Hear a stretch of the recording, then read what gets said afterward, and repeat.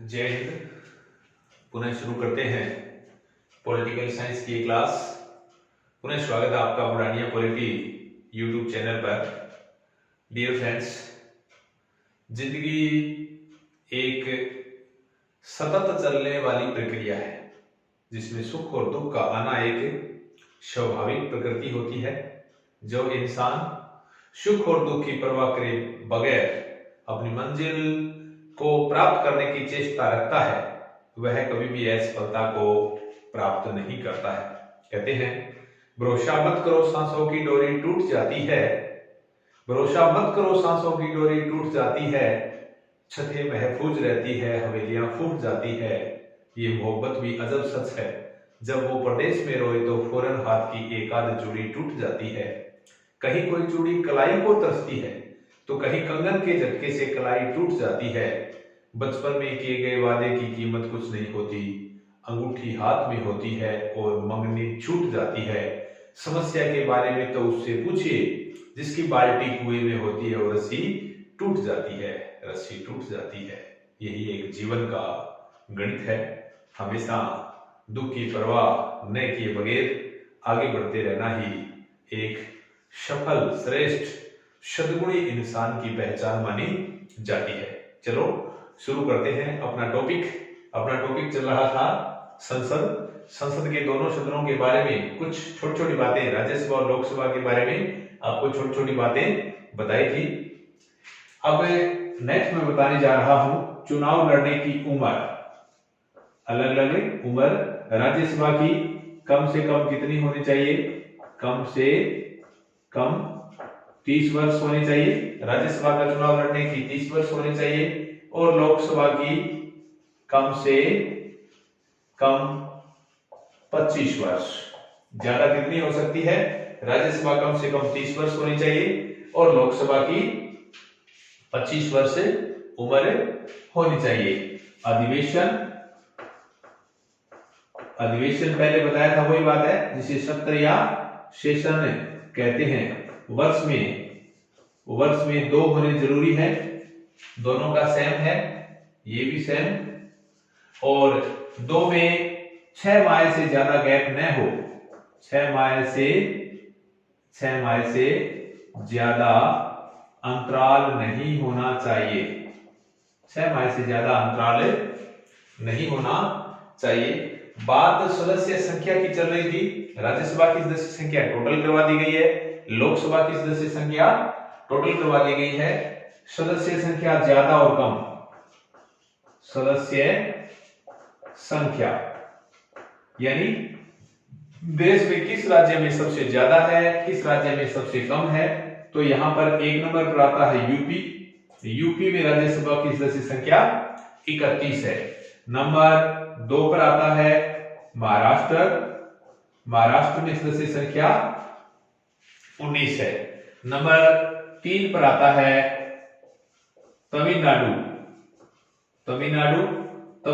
तमिलनाडु में सदस्य संख्या 18 है। तो आपको ये टोटल तैयार नहीं करनी। अब राजस्थान की देखनी है। नंबर 4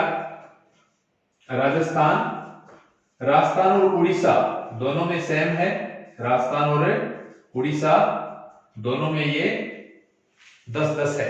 राज्यसभा की राजस्थान में 10 सीट है और उड़ीसा में भी 10 सीट है। अब एक सीट वाले कितने हैं? यानी एक सीट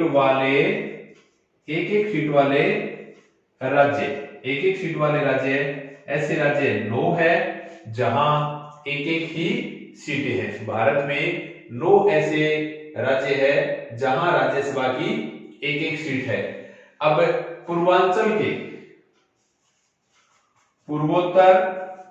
पूर्वोत्तर के साथ प्लस 1 गोवा का हो गया, प्लस 1 पौंडीचेरी हो गया। अब पूर्वोत्तर की जो 7 है, 7 में आपको असम छोड़ना है। असम यहां तैयार नहीं करना है क्योंकि असम में जो राज्यसभा की जो सीट है वो 7 है। अकेले असम में राज्यसभा की सीट 7 है, इसलिए आपको असम याद नहीं करना। 9 राज्य कौन कौन से हो गए?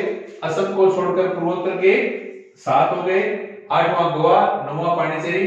टोटल में कितनी कितनी सीटें हैं? एक एक सीटें हैं। फिर बता दूं, अगर पूर्वोत्तर आप देख रहे हो तो पूर्वोत्तर में असम को शामिल नहीं करना है। क्यों? क्योंकि अकेले असम में राज्यसभा की 7 सीटें हैं, इसलिए असम को शामिल नहीं करें। अब देखिए, राजस्थान में 10 सीटें हैं और उड़ीसा में भी 10 सीटें हैं, दोनों में सेम है। राजस्थान में टोटल 10 सीटें हैं, 10 में वर्तमान में 7 बीजेपी के पास है और 3 कांग्रेस के पास है। राजस्थान में 10 सीटें हैं, 10 सीटों में आज की पोजीशन देखा जाए तो आज कांग्रेस के पास 3 है और बीजेपी के पास 7 है। जो 2020 में चुनाव हुआ था राज्यसभा के लिए, 2020 में 3 सीटों पर चुनाव हुआ था। वो था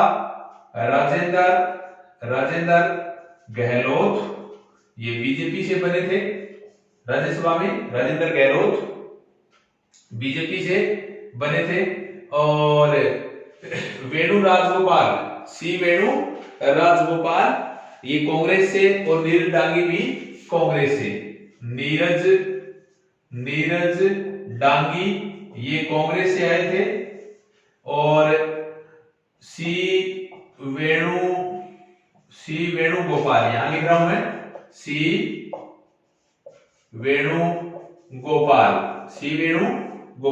ये भी कांग्रेस से आए थे। तो 2020 की में अगर राज्यसभा का चुनाव देखा जाए तो 2020 में एक तो बीजेपी की आई और 2 कांग्रेस की आई। वर्तमान में कांग्रेस के कितने पास है?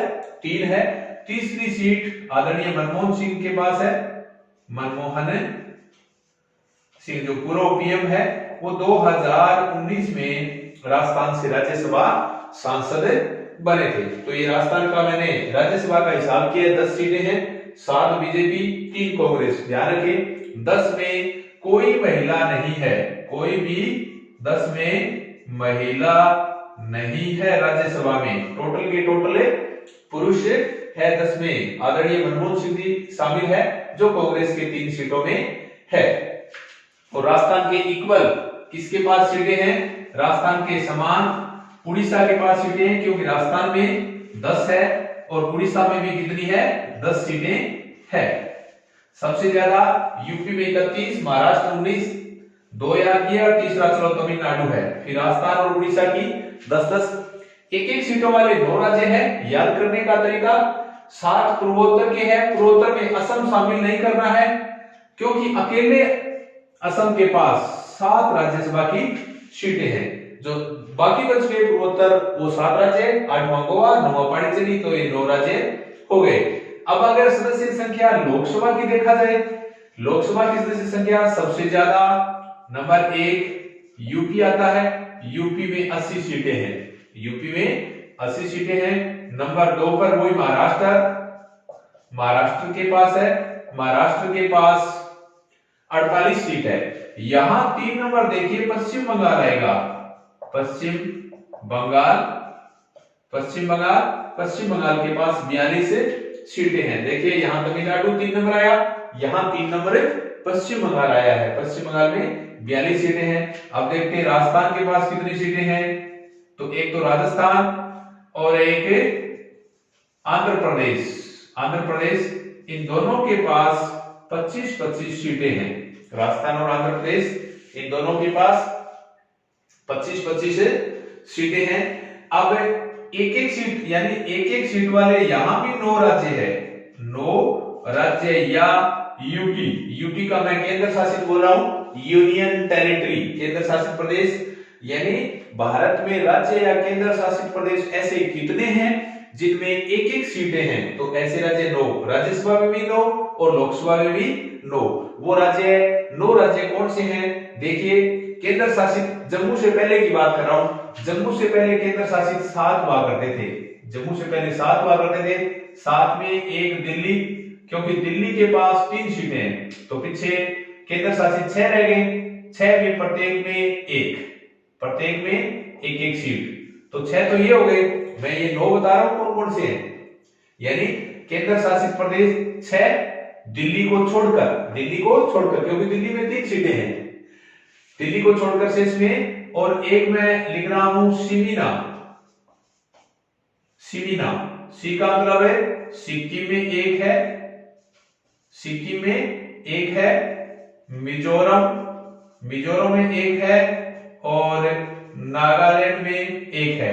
तो 6 ये हो गए और 3 ये हो गए, 6 और 3 9, 6 अलग हो गए, 3 ये रहे। दोबारा बता दूं, भारत में ऐसे 9 राज्य या केंद्र शासित प्रदेश है जहां एक एक सीटें हैं। 9 कौन से हो गए? केंद्र शासित, यानी जम्मू से पहले 7 हुआ करते थे, साथ में एक दिल्ली अलग हटा देंगे क्योंकि दिल्ली में 4 है, शेष केंद्र शासित कितने बचे? 6 में प्रत्येक के पास एक एक है, 6 सीट तो ये हो गई, प्रत्येक 6 राज्य तो ये हो गए यानी केंद्र शासित। और 3 राज्य कौन कौन से हैं जहां एक एक सीट है? तो सिमीना, सिक्किम, मिजोरम और नागालैंड, ये एक छोटा सा फार्मूला बनाया सिमीना। यहां पर एक और बता दूं, अगर प्रश्न ऐसे आ जाए, कभी भी प्रश्न ये पूछ ले कि वो राज्य कौन कौन से हैं जहां लोकसभा और राज्यसभा की बराबर सीटें हैं, मेरा प्रश्न ये है बराबर सीटों वाला राज्य, बराबर जहां लोकसभा और राज्यसभा की बराबर सीटें हैं, तो यही सूत्र लग जाएगा, यही सूत्र सिमीना, आगे पा और लगाना है, सिमीना ये लिखा हुआ है, सी से सिक्किम, मी से मिजोरम, ना से नागालैंड और पा से यहां पांडिचेरी है, पांडिचेरी जिसे पुदुचेरी कहते हैं। यहां पर प्रत्येक में एक एक सीट है, एक। भारत के 4 राज्य ऐसे हैं जहां ये एक एक सीटों वाले, लोकसभा में भी एक, राज्यसभा में भी एक। प्रश्न दोबारा सुनिए, भारत में कौन से राज्य या केंद्र शासित प्रदेश ऐसे हैं जहां लोकसभा और राज्यसभा की बराबर सीटें हैं? तो ये रहे 4, सिमीना, सिक्किम, मिजोरम, नागालैंड और पांडिचेरी, ये 4 सीटें हैं। राजस्थान में 25 सीट। जब 17वीं लोकसभा आई, 17वीं लोकसभा में पूरी की पूरी बीजेपी गठबंधन, मैं एनडीए को कह रहा हूं, बीजेपी को चॉइस आई थी, और एक हनुमान सिंह बेनीवाल की पार्टी है नागौर से, उनके पास आई थी, तो 24 और एक 25 की 25 है राजस्थान में बीजेपी के पास है। दोबारा कहूं कि जो 17वीं लोकसभा हुई, 17वीं लोकसभा में अगर देखा जाए तो राजस्थान में 25 की 25 सीटें एनडीए के पास है, 25 में से 24 सीट बीजेपी के पास आई, और एक हनुमान बेनीवाल जिनकी अपनी पार्टी है, नागौर से है, उनके पास एक सीट आई थी। तो वर्तमान में टोटल 25 सीट बीजेपी गठबंधन के पास है। अब ये देखना है कि 25 सीटों में महिलाएं कितनी है। राजस्थान में लोकसभा की वर्तमान में 25 सीटें हैं, 25 सीटों में महिलाएं कितनी है? तो ये देखिए 25 सीट लोकसभा की है, 25 सीटों में 3 राजस्थान में फीमेल है, 3 महिलाएं हैं, रंजिता कोली जो भरतपुर से है, भरतपुर से है, ये एससी सीट है, एससी रिजर्वेशन सीट है। एक तो रंजिता कोली, नंबर 2 जसकोर मीणा, ये दौसा से है, दौसा सीट, ये एसटी सीट है। और तीसरी है दिया कुमारी, तीसरी जो सीट है वो दिया कुमारी के पास है। दिया कुमारी राजसमंद से है, ये सामान्य सीट है। तो 25 सीट में 3 महिलाएं है। हम कह सकते हैं कि संसद में राजस्थान की ओर से 35 सांसद, 35 एमपी बैठते हैं, 35 में 3 महिलाएं है। ये तीनों अलग अलग नाम मैंने लिख रखे हैं वर्तमान में। अब देखा जाए तो 17वीं लोकसभा हुई थी, उसमें 78 महिलाएं आई थी। 17वीं लोकसभा जो पीछे 2018 में बनी थी, 17वीं लोकसभा में 78 महिलाएं लोकसभा में, टोटल कह रहा हूं मैं बीजेपी और कांग्रेस जोड़ करके टोटल महिलाएं 78 में से 3 महिलाएं राजस्थान में आई थी। ये बात हो रही है 17वीं लोकसभा की। 17वीं लोकसभा का ये आंकड़ा रहा था। अब अगर सीटों की बात आ जाए तो सीटों के बाद रिजर्वेशन के आधार पर कितनी सीटें हैं, आरक्षण के आधार पर कितनी सीटें हैं, क्योंकि आरक्षण राज्यसभा में तो है ही नहीं, पूरे देश में कह रहा हूं मैं, पूरे देश में एससी की सीट कितनी है, एसटी की कितनी है और जनरल की कितनी है। ये हो गई 84 और ये हो गई 47 और ये हो गई 412। तो ये 543 होनी चाहिए। 7 4 11 और 2 13 और 8 4 12 और 1 13, 8 4 12 और 13 3 और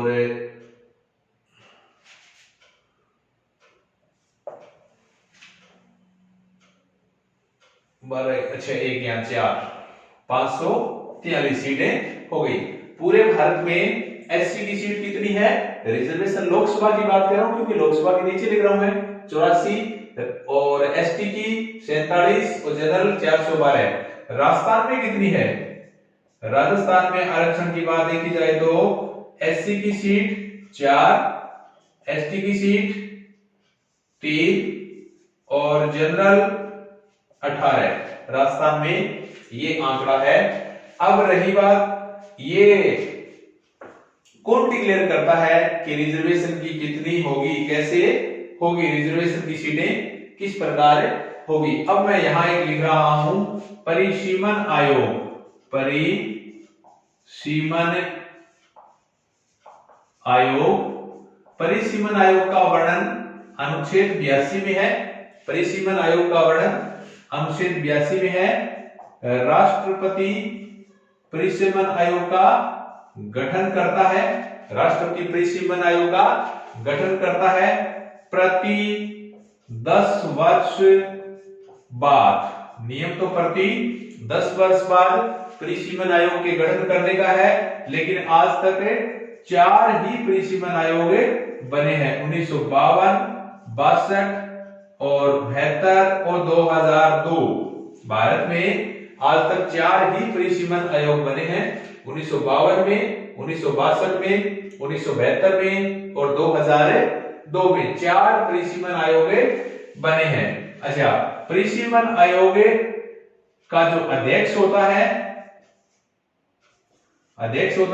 वो निर्वाचन आयोग का अध्यक्ष होता है, निर्वाचन आयोग का अध्यक्ष होता है। निर्वाचन आयोग कौन सा, राष्ट्रीय निर्वाचन आयोग का अध्यक्ष परिसीमन आयोग का अध्यक्ष होता है। टोटल ये 3 सदस्य इसमें होते हैं, 3 सदस्य एक जो कमीशन बनता है। अच्छा, आरक्षण का निर्धारण, आरक्षण जो सीटों का आरक्षण है, आरक्षण का निर्धारण परिसीमन आयोग करता है। आरक्षण का जो निर्धारण है वो निर्धारण परिसीमन आयोग ही करता है। जैसे देश में 84 की एससी सीट, एससी की 84 है, एसटी की 47 है, इनका निर्धारण कौन करेगा, इनका निर्धारण परिसीमन आयोग ही करेगा, परिसीमन आयोग। ये सदस्य संख्या के बारे में आपको बता दिया गया है। अब देखिए लोकसभा की 1-2 बातें आपको यहां और बताऊं। लोकसभा का जब चुनाव होता है तो यहां पर जो चुनाव खर्च राशि, चुनाव में कितनी राशि खर्च कर सकते हैं, खर्च राशि, कितनी राशि खर्च की जा सकती है। जो एक उम्मीदवार होता है, एक उम्मीदवार कितनी राशि खर्च कर सकता है लोकसभा के चुनाव में। ओनली यहां मैं लोकसभा के चुनाव की बात कह रहा हूं, राज्यसभा के चुनाव की बात नहीं कह रहा हूं। तो लोकसभा में 70 लाख, एक उम्मीदवार 70 लाख रुपए खर्च कर सकता है।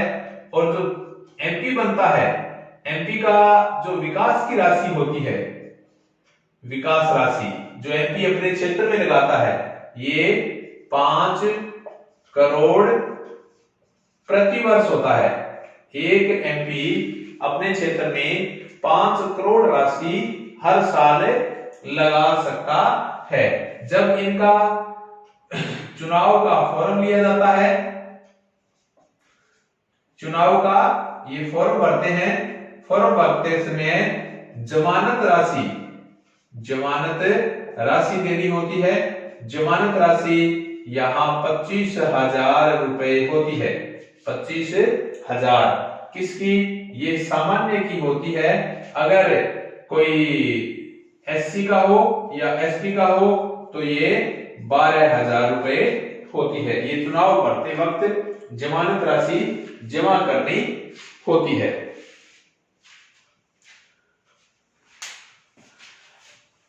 अब देखिए, अगर कोई सांसद बिना सूचना दिए 60 दिन तक, सांसद का मतलब दोनों, अगर कोई सांसद 60 दिन तक बिना सूचना दिए अनुपस्थित रहता है तो उसकी सदस्यता रद्द कर दी जाती है। 60 दिन, ध्यान रखिए, 60 दिन वो होने चाहिए जिस टाइम संसद चल रही है। संसद चल रही है, अगर 60 दिन बिना सूचना दिए अनुपस्थित रह गया तो उनकी सदस्यता है वो निरस्त कर दी जाती है, रद्द कर दी जाती है। अगर एक व्यक्ति लोकसभा या राज्यसभा दोनों का मेंबर बन गया तो 10 दिन के अंदर अंदर एक का त्याग पत्र देना पड़ता है। अगर 10 दिन के अंदर अंदर किसी का भी त्याग पत्र नहीं दिया तो राज्यसभा की सदस्यता अपने आप ही समाप्त मान ली जाती है। 10 दिन के अंदर अंदर अगर 10 दिन में त्याग पत्र नहीं दिया तो राज्यसभा की सदस्यता अपने आप ही रद्द मान ली जाती है। ये 10 दिन का यहां पर टाइम होता है। अब एक यहां पर और बता दूं, राज्यसभा में 10 लाख सीटों पर एक प्रतिनिधि होता है। एक प्रतिनिधि चुना जाता है। कितनी सीटों पर? 10 लाख। यहां पर ये 5 लाख का ही आंकड़ा होता है। लेकिन अगर ये 50 लाख से ज्यादा है, 50 लाख से ज्यादा है तो पहले 50 तक तो 10 और 50 के बाद 20 लाख पर एक प्रतिनिधि चुना जाता है। और 84वां संविधान संशोधन 2002 जो दोनों के लिए है, वर्तमान जो सीटें हैं, सीटें 2026 तक अपरिवर्तित रहेगी। आप सोचते होंगे जैसे राजस्थान में लोकसभा की 25 सीट है तो 25 से ज्यादा कब होगी? तो 2026 तक तो ये रहेगी। 2026 के बाद ये चेंज हो सकती है। कौन सा संविधान संशोधन? 84वां संविधान संशोधन 2002 में हुआ था। उन्होंने ये कहा कि वर्तमान में देश की जो लोकसभा, राज्यसभा, विधानसभा, विधान परिषद टोटल सीटें हैं वो 2026 तक नो चेंज रहेगी, अपरिवर्तित रहेगी। 2026 के बाद ये सीटें चेंज हो सकती है। यहां पर ये एक सीटों का ये आंकड़ा बताया गया है। लोकसभा और राज्यसभा की सीटों का आंकड़ा यहां दिया गया है। इनके साथ साथ संसद से संबंधित कुछ छोटी छोटी बातें और है जिनके बारे में मैं चर्चा करने जा रहा हूं। लोकसभा और राज्यसभा दोनों की ही चर्चा करने जा रहा हूं। अब देखिए, एक आता है आंग्ल भारतीय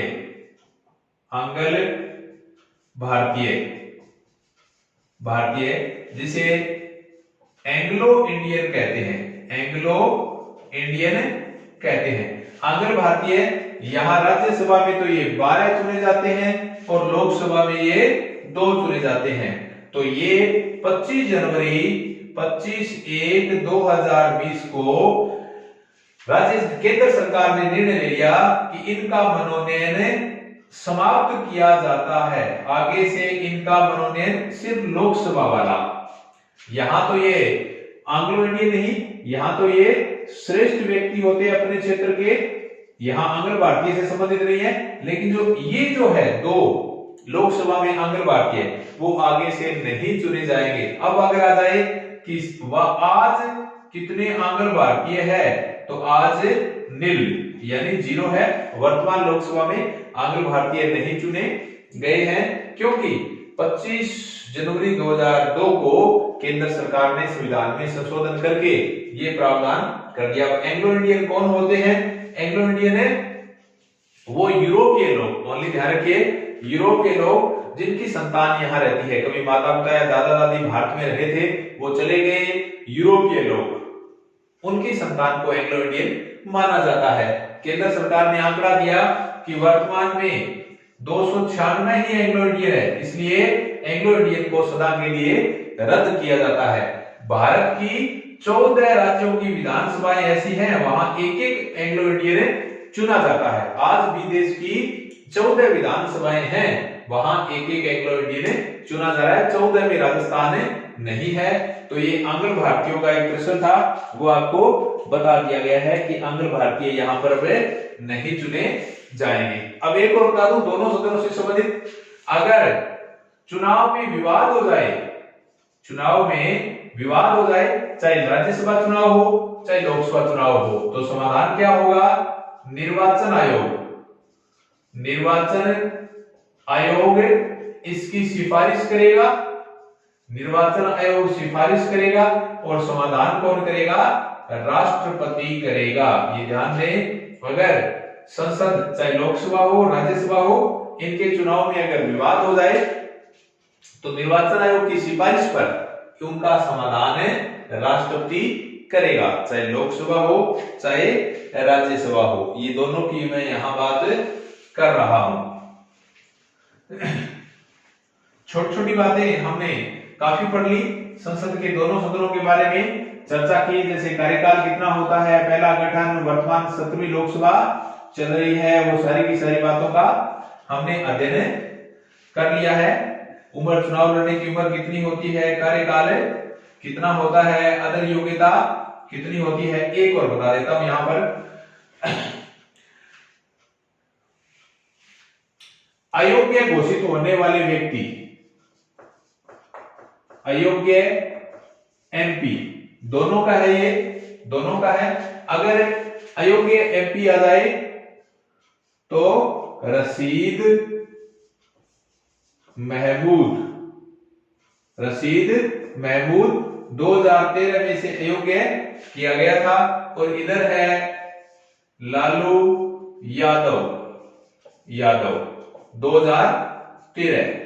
ध्यान रखिए मैंने क्या बताया यहां कि राज्यसभा से अयोग्य घोषित होने वाला पहला सांसद वो है रशीद महमूद या राशिद महमूद 2013, और लोकसभा से अयोग्य घोषित होने वाला ये लालू यादव है, ये 2013। अब रही बात इनकी अध्यक्षता की, बात कर रहा हूं मैं। दोनों सदनों के अध्यक्ष कौन कौन होंगे? अध्यक्ष अनुच्छेद 89 में इसका वर्णन है। राज्यसभा का अध्यक्ष या सभापति उपराष्ट्रपति होता है, उपराष्ट्रपति इसका अध्यक्ष या सभापति होता है। जो उपराष्ट्रपति को वेतन है वो भी इसका दिया जाता है। और यहां पर अध्यक्ष का प्रावधान अनुच्छेद 93 में वर्णित है। इसका सदस्य अपने में से चुनते हैं, सदस्य अपने में से चुनते हैं। यहां चुनाव होता है, यहां ऑटोमेटिकली उपराष्ट्रपति होता है। हाँ, उपाध्यक्ष कौन होता है? उपाध्यक्ष ये क्या है? सदस्य अपने में से चुनते हैं, अपने में से चुनते हैं, चुनते हैं, सदस्य अपने में से चुनते हैं। अब यहां चुनाव है, यहां उपराष्ट्रपति ऑटोमेटिक होता है, लेकिन यहां उपाध्यक्ष को चुना जाता है। शपथ नहीं लेता है, नहीं, क्योंकि उपराष्ट्रपति के रूप में पहले ले ली, उपराष्ट्रपति की पूर्व में शपथ ले ली गई है। यहां में शपथ नहीं ली जाती है, कारण एमपी के रूप में पहले ही शपथ ले ली। ध्यान रखें, लोकसभा अध्यक्ष के रूप में शपथ नहीं लेता है, अध्यक्ष के रूप में शपथ नहीं लेता है, पूर्व में एमपी के रूप में शपथ ले लेता है। तो यहां शपथ का प्रावधान नहीं है। कार्यकाल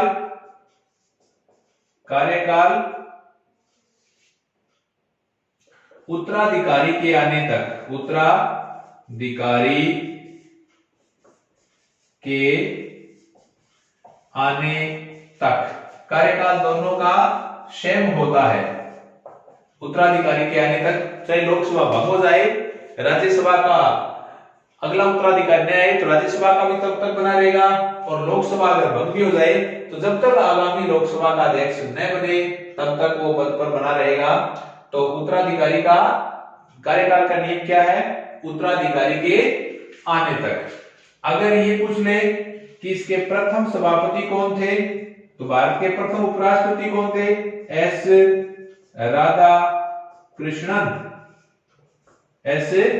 राधाकृष्णन। इसके पहले उपसभापति यानी राज्यसभा के सभापति थे, और उपसभापति एस.वी. कृष्णमूर्ति राव। प्रथम उपसभापति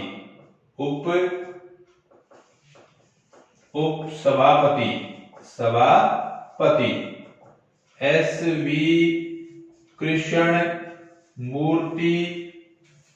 कृष्णमूर्ति राव। राज्यसभा के पहले सभापति राधाकृष्णन थे, पहले उपसभापति एस.वी. कृष्ण राव थे। वर्तमान सभापति कौन है? वेंकैया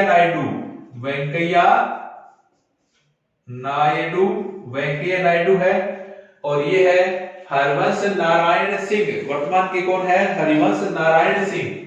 वर्तमान में हरिवंश नारायण सिंह। ये क्या बताया है? देखिए, राज्यसभा के पहले सभापति एस राधाकृष्णन, पहले उपसभापति एस.वी. कृष्णमूर्ति राव। राज्यसभा के वर्तमान सभापति, ये रहा उपराष्ट्रपति होता है, वर्तमान उपराष्ट्रपति वेंकैया नायडू, यानी राज्यसभा के वर्तमान सभापति वेंकैया नायडू है। वर्तमान उपसभापति हरिवंश नारायण सिंह, ये जदयू जनता दल यू का मेंबर है। जदयू जो नीतीश कुमार वाली पार्टी है बिहार वाली, उनकी पार्टी का मेंबर है, जदयू का पार्टी है।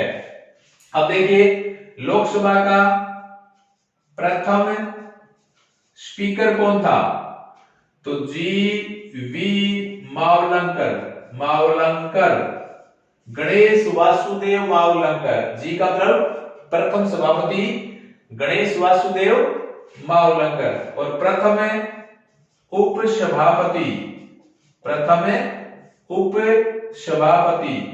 अनंत शयनम। लोकसभा के पहले उपसभापति कौन थे? उपसभापति का मतलब है उपाध्यक्ष।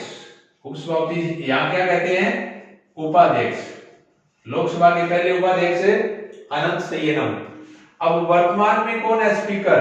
वर्तमान स्पीकर, क्योंकि अध्यक्ष को स्पीकर कहते हैं, ओम बिड़ला जो कोटा बूंदी से सांसद है, कोटा और बूंदी से सांसद है। अगर ये पूछ ले लोकसभा के वर्तमान उपसभापति, वर्तमान उपाध्यक्ष कौन है? उपाध्यक्ष तो कोई नहीं है, ये सीट खाली है। दोबारा बताऊं, लोकसभा के पहले सभापति जी.वी. मावलंकर, और पहले उपसभापति यानी उपाध्यक्ष। लोकसभा के पहले अध्यक्ष जी.वी. मावलंकर, पहले उपाध्यक्ष अनंत शयनम। लोकसभा के वर्तमान अध्यक्ष ओम प्रकाश बिड़ला, ये राजस्थान से कोटा बूंदी से सांसद है, ओपी बिड़ला। लेकिन ये पूछ ले वर्तमान में उपाध्यक्ष लोकसभा के कौन है? तो खाली सीट है, कोई नहीं है, क्योंकि वर्तमान में कोई नहीं है। राज्यसभा का है, लेकिन लोकसभा का वर्तमान में कोई भी नहीं है। अब रही बात कुछ प्रश्न है, एक दो और है।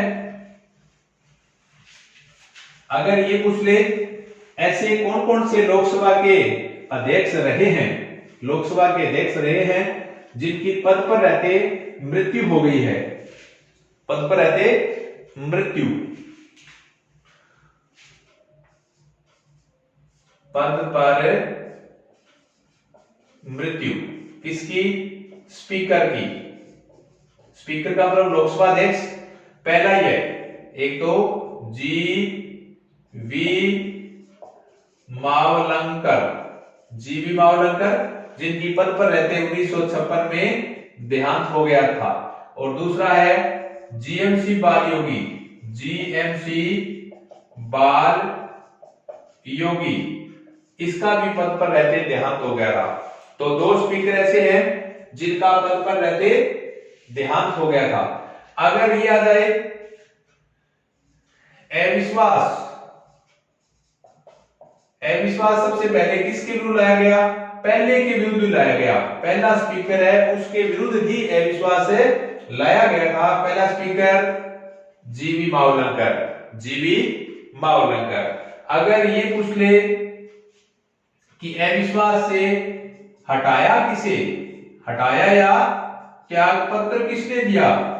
अविश्वास से किसे हटाया गया या त्याग पत्र किसने दिया? अविश्वास के माध्यम से। ये बात ओनली लोकसभा अध्यक्ष की चर्चा यहां हो रही है। वो कौन से अध्यक्ष है जिसे अविश्वास के द्वारा हटाया गया था? वो है के एस हेगड़े, के एस हेगड़े। दोबारा देखिए, पद पर रहते देहांत होने वाले दो स्पीकर है, जीवी मावलंकर और जीएमसी बाल योगी। वो लोकसभा अध्यक्ष जिसके विरुद्ध सबसे पहले अविश्वास लाया गया पहले ही है, मावलंकर के विरुद्ध अविश्वास प्रस्ताव, लेकिन पारित नहीं हुआ। अविश्वास लाया गया लेकिन पारित नहीं हुआ। ये अब उस स्पीकर का नाम बताइए जिसके विरुद्ध अविश्वास लाया गया, उसे त्याग पत्र देना पड़ा, त्याग पत्र देना पड़ा, तो के एस हेगड़े। और अगर ये भूल ले पहले गैर कांग्रेसी स्पीकर, गैर कांग्रेसी स्पीकर कौन थे? तो नीलम संजीव रेड्डी, नीलम संजीव रेड्डी जो 1977 में बने थे, थोड़े टाइम रहे थे, उसके बाद ये आगे थे सेकंड के एस हेगड़े, के एस हेगड़े। प्रश्न क्या है? पहले गैर कांग्रेसी स्पीकर कौन थे? तो जो राष्ट्रपति बने थे वो लोकसभा के पूर्व में अध्यक्ष थे, जो मार्च 1977 से लेकर जुलाई 1977 तक रहे थे, नीलम संजीव रेड्डी, और दूसरे के एस हेगड़े, के एस हेगड़े। अब एक है प्रथम महिला स्पीकर, स्पीकर का मतलब लोकसभा अध्यक्ष, तो ये है श्रीमती मीरा कुमार, श्रीमती मीरा कुमार, मीरा कुमार। और सेकंड सुमित्रा महाजन, सुमित्रा महाजन। प्रश्न क्या है? पहली महिला लोकसभा अध्यक्ष श्रीमती मीरा कुमार जो कांग्रेस पार्टी ने बनाई थी, कांग्रेस पार्टी से शपथ रखती है, जो जगजीवन राम की पुत्री रही है, वो मीरा कुमार जिन्होंने राष्ट्रपति का चुनाव लड़ा था। और सेकंड महिला लोकसभा अध्यक्ष तो सुमित्रा महाजन, सुमित्रा महाजन है जो लोकसभा के पद पर दूसरी महिला रही थी। ये आंकड़ा था लोकसभा अध्यक्ष के बारे में, लोकसभा अध्यक्ष के बारे में कुछ आंकड़े। अब राज्यसभा के दो महत्वपूर्ण हथियार बताने जा रहा हूं। जब प्रश्न ये आता है कि उस सदन का नाम बताइए जिसका अध्यक्ष उसका मेंबर नहीं होता, तो राज्यसभा, क्योंकि राज्यसभा का अध्यक्ष उपराष्ट्रपति होता है, उपराष्ट्रपति राज्यसभा का सदस्य नहीं होता, तो उस सदन का नाम बताइए जिसका अध्यक्ष उसका मेंबर नहीं होता, तो उत्तर आएगा राज्यसभा।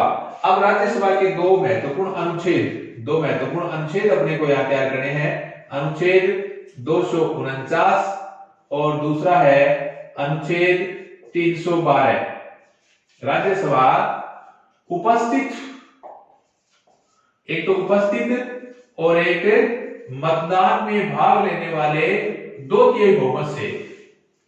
भाषा ये होनी चाहिए, राज्यसभा उपस्थित व मतदान में भाग लेने वाले राज्य सूची के विषय को, राज्य सूची का जो विषय है उसे राष्ट्रीय महत्व का घोषित कर दे तो कानून कौन बनाएगा?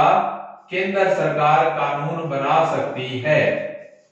ये अनुच्छेद 249 और 312 में है, सेम भाषा वही है, राज्यसभा उपस्थित व मतदान में भाग लेने वाले, मतदान में भाग लेने वाले सदस्यों के 2/3 बहुमत से अखिल भारतीय सेवा, अखिल भारतीय सेवा, अखिल भारतीय सेवा का सृजन करती है।